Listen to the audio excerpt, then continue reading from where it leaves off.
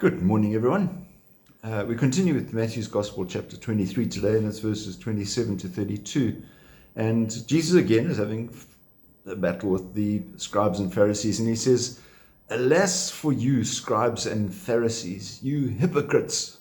You're saying one thing, but you actually live a different way." And they're saying to people, this is what you must do, but they themselves are just really lining their own pockets.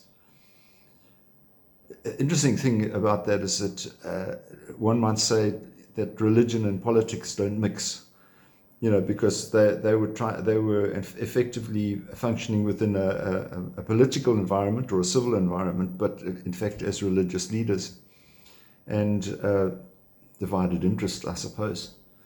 But we might find ourselves often having to make decisions between what we are required to do in this world, which might be making a political decision or influencing something by voting, and then seeing how that fits in with our religion. And people say, well, you can't make decisions, based on your religious belief, because you've got to live in this world. They say, yeah, but ultimately you've got to be answerable because of your religious beliefs, not because you're going to take any of the things of this world with you.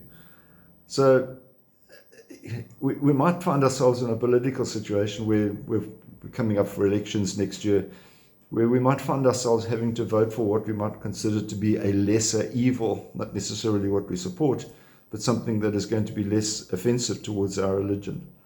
And so how do we actually make that decision? How do we manage to fit together our religious beliefs and our political beliefs? I think the answer really is to just be always sure of our conviction of faith, to be absolutely sure that we know what we believe in terms of our religion, and not to compromise, as sadly I think a lot of people do towards their religion these days. They sort of say, well, God will understand. Well, God didn't say He would understand. You would understand how we got to fit all of those things within God's belief, not the other way around, not fitting God into our belief, but fitting ourselves into His. And make sure that whatever decision we make is not just really out of self-interest. And I know that's a tough one.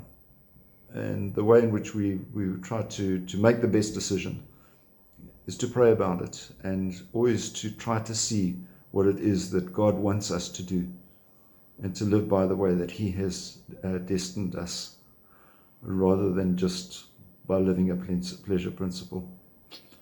Tough one again today. You keep well. We'll see you. God bless. Bye-bye.